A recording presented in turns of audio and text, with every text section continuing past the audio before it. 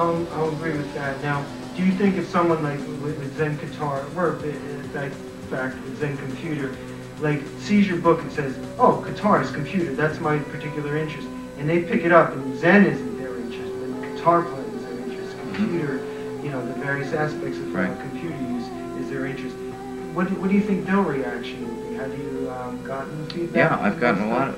For a lot of people, this book, well, Zen Guitar is the only one that's been published so far. But I'm hoping that this Zen Computer, when it comes out in July, will get the same kind of reaction.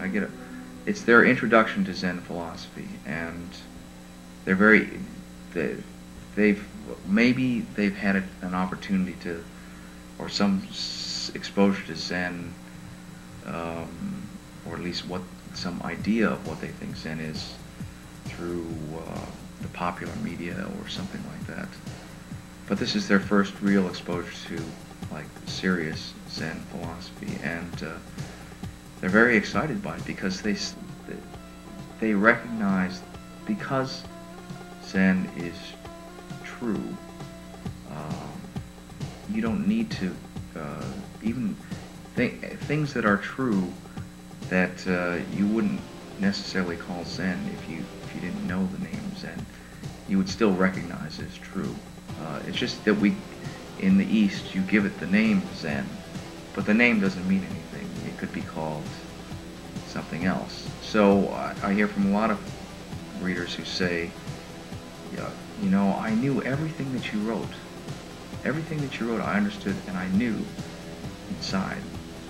But you know, now you've given it a name and a way of organizing my thinking, and a language to use with other musicians in my band. Now I can share this book with everybody in my band, and we can all read it, and when something comes up, we have this as a common reference point. We can say like, oh, you see, you know, the problem that we need to address is this, and they can refer to a part in the book, and now gives them a language to talk about it's not a technical part of their music, but more the spiritual intent of their music.